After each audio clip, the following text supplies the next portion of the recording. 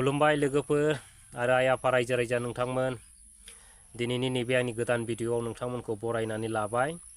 दा दिनै प्रमद बर'नि फारसे फंनैसो खोथा सावरायगोन रायजोफोर। दा नोंथांमोना भिडिअखौ जोबजासे नायलां। दा दिनैनि दिनाव बिटिसिआव माखासे बाजेटफोरखौ लानानै दिनै अनेक सरसा जानायखौ जों नुदों नङा होमबा। ससियेल मिडियायाव जों नायगासिनो दङ सामफ्रामबो आरो फारसेजों बिनि उनाव जोङो नुदों बिटिसिनि माखासे गोबां खामानिफोरखौ दिनैहाय माने बै बाहेरानि कन्ट्राक्टरफोरनोसो दिनै खामानिखौ प्रमद बर' बिथाङा दिनै हरजोबदों होननानै जों खोनादों आरो ओमफ्राय जों प्रुफजों लोगोसे माने नुगासिनोबो दं नङा होमबा। दा गुबै खोथाया बिसोर रायजोफोर साननो गोनां खोथाया दिनैनि दिनाव बेसो नङा होमबा। दिनै बै 140 कौटि थाखाया दिनै खामानि मावनो हायैयाव दिनै रिफान्ड जालांसिगोन दिनैनि दिनाव नङा होमबा। बे रिफान्ड जालाङोबा बे माइनासा सोरनि, बे खहाया सोरनि? जों बर' रायजो राजानि आरो बिटिसिनि नंगौना नङा रायजोफोर। दा बेखौ सिन्था खालामनो बिराद गोनां नङा होमबा। दिनै बिथांमोनहा बे 140 कौटिखौ खमावब्लाबो अनेक फिसा फिसौ स्किम हरनानै अनेक फिसा माने प्रजेक्ट खालामनानै माने अनेक माने खामानि मावनो हायो, अनेक जायगाखौ डेभेलप खालामनो हायो नङा होमबा। आरो बै जायनाखि ब्लक इउपिपिएलनि माखासे ब्लकफ्राव जेनेबा बे मोनसे ब्लकआव बिथांमोनहा 4 कौटि 5 कौटि बाजेट होनानैबाबो अनेक डेभेलपमेन्टनि खामानि मावनो हायोमोन दिनै नङा होमबा। दिनै मा जादों बेफोर दिनैहाय बेफोर सफैखानाय थाखायानो दिनैहाय लासैनो गोमालांनो हमदों नङा होमबा। दा दिनैथ' माइनास लस खमसे खम जेनेबा बे 140 कौटि थाखाया रायजो राजाफोरनि थाखाय बेसेबां डेभेलप जागौमोन नङा होमबा रायजोफोर। आरो जेनेबा रायजो राजाफोरनोथ' दाहासै सोरबा इएम सोरबा एमसिएलए सोरबा अनेक गिदिर गिदिर जेनेबा दैदेनगिरिफोर दं इउपिपिएलआव नङा होमबा। बिथांमोननो होमोन, बिथांमोना माबा मोनसे बाजेट खालामनानै बिथांमोना रायजो राजाफोरनि डेभेलपनि थाखाय खामानि मावगौमोन नङा होमबा। आसल खोथाया बेसो दिनैनि दिनाव फैसाखौ मोननानैबो जुदि फैसाखौ बाहायनो रोङाबा नङा होमबा बिटिसिआ मा डेभेलप जागोन रायजोफोर। आसल खोथाया बेसो नङा होमबा।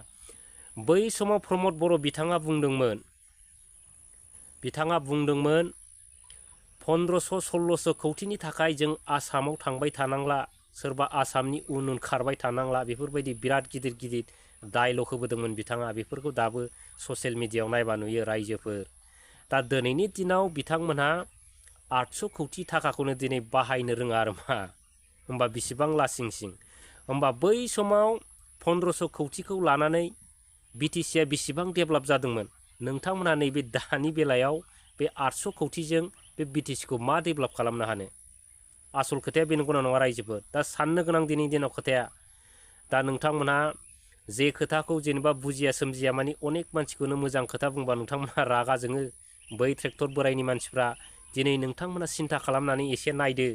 बै 140 कौटि थाखाया बे नोंथांमोनहा जुदि एफा माने फिसा माने स्किमफोर हमनानै जुदि मावोब्ला मथा मथि 50-60 घराथ' एसे डेभेलप जागौमोन नङा होमबा। एसे एनै थाखा जागौमोन, जायोना जायामोन रायजोफोर।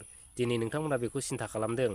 बै 100 कौटिनि बारा बै माखासे बिटिसिनि स्किमफ्रा दिनै मानि बाहेरा जायगानि बा बिटिसिनि आउटनि कन्ट्राक्टरफोरजों मावजानो थांगासिनो दं। दा बिनि सोलायै जुदि बै बिटिसिआव थानाय फिसा फिसौ कन्ट्राक्टरफोरनो जुदि बे खामानिखौ होयोबा बे जोंनि बिटिसिआवनो बे डेभेलपा जागौना जायामोन रायजोफोर, ना जायामोन। दा दिनैहाय नैबे बिटिसिनि थाखाखौ दिनैहाय गुबुनावसो जाहैगासिनो, खिन्थु दिनै बिटिसिआव मानि दिनै फैनाय गैया, डेभेलप जानायनि खुनु मोनसेबो खामानि गैया दिनै। अब्ला दिनै बिटिसिआ माजों डेभेलप जागोन।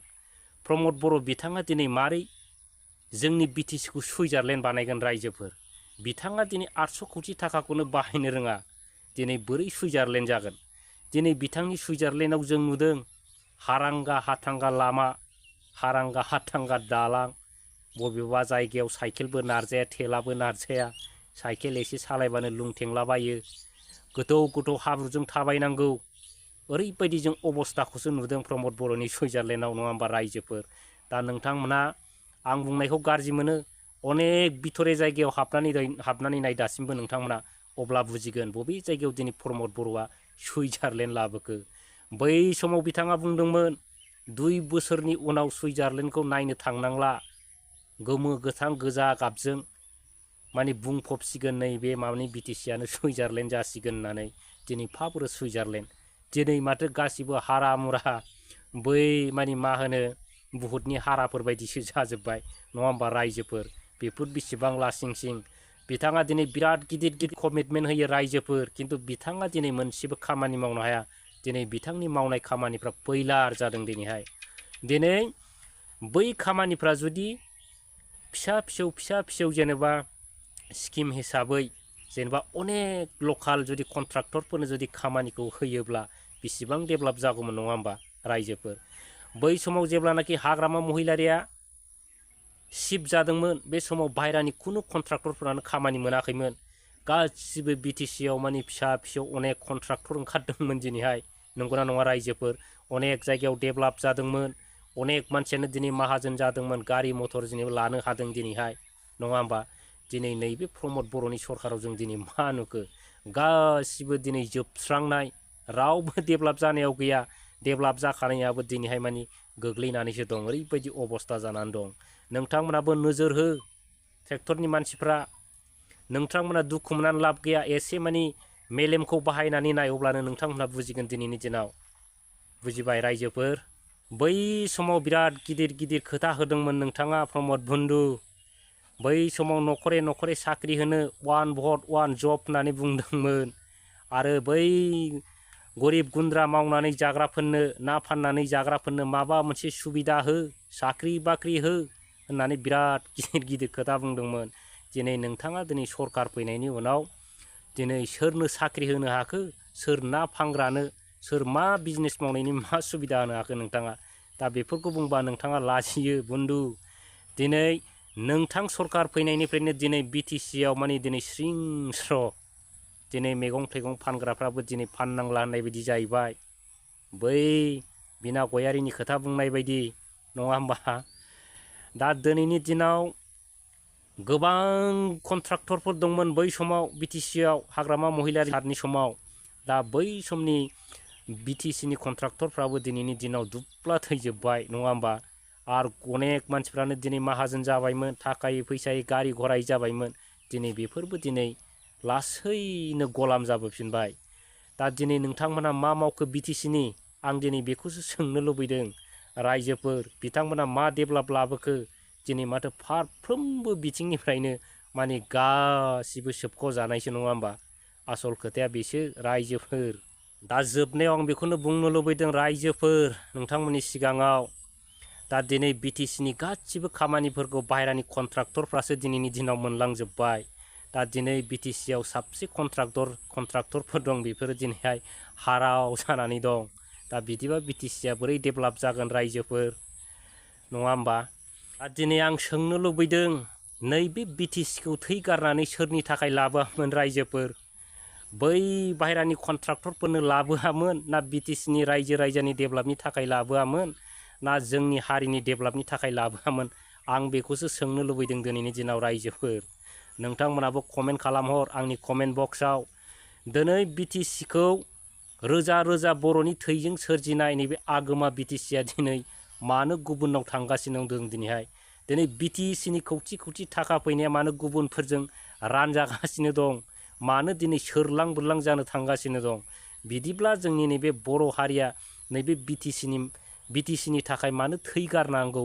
बा जिउ गारनांगौ जादोंमोन रायजोफोर दा नोंथांमोनाबो एसे सिन्था खालामबानो जाबाय आरो फाइनालनि माखासे खोथा आं बुंनो लुगैबावदों दिनैनि दिनाव माने माखासे समनि उनाव जेब्लानाखि बै बिटिसिनि इलेक्सन जागोन बे समाव जेब्लानाखि माने बिथांमोना इलेक्सनाव जेनगोन अब्ला माने मा जालायगोन माने आन्दलन बिथांमोना जुरि लायगोन रायजोफोर दा माखासेखिनि समनि सिगां बिथां आबसुनि प्रेसिडेन्ट दिपेन बर' बिथाङा बुंखानाय दं 6 दाननि उनाव जुदि बिटिआरनि दफाफोरा जुदि मावफुंनाय जायाब्ला माने सोमावसारनांगौ गोनां जागोन होननानै बिथाङा फाइनालनि खोथा दाखालिबो बुंखाबाय आरो बिदि खोथाखौ बिथाङा दिनैजों खनथाम जाबाय आरो दा एबार नुसिगोन रायजोफ्रा बिथांमोना आन्दलन माने खालाममारगोन ना खालाममारा दा बे आन्दलनाव जोंनि बर' रायजो राजाफ्रा सोर साबसे आन्दलन खालामगोन सोर रायजोआ बेसेबां मदद होगोन दा बेखौ दिनै रायजोफ्रा सिन्था खालामदो। रायजोफोर माखासे समनि उनाव आन्दलन जानो थांगासिनो दं। दा बे आन्दलनाव रायजोफ्रा माबायदि मदद होगोन बेखौ सिन्था खालामदो। आरो मदद होयोबा बिनि फिथाइया मा जागोन बेखौबो सिन्था खालामदो। आरो मदद होआबा बिनि फिथाइया मा जागोन बेखौबो सिन्था खालामदो। आरो मदद होनानै जुदि लास्टआव फैगौ समफ्रावबो गोबां आन्दलननि गेजेराव जुदि एग्रिमेन्ट जायोब्ला नैबे दानि बायदि एग्रिमेन्ट जायाबानो जाबाय रायजोफोर। दा आन्दलन खालामै माखासे मानसिफ्रा अनेक केस जागोन, अनेक जेलाव जोबजागोन रायजोफोर जुदि आन्दलना जामारोब्ला। दा आन्दलन जानानै एग्रिमेन्टआव फैनानै नैबे दानि बायदि एग्रिमेन्ट जानानै बै रन्जन दैमारि सारमोन बा जेलाव जोबजानाय बिदा फंबायफोर बायदि बै फैगोन एग्रिमेन्टआबो बिदिनो जायाबानो जाबाय रायजोफोर। दा बेखौसो सिन्था खालामनांगौ अनेक गोनां दङ।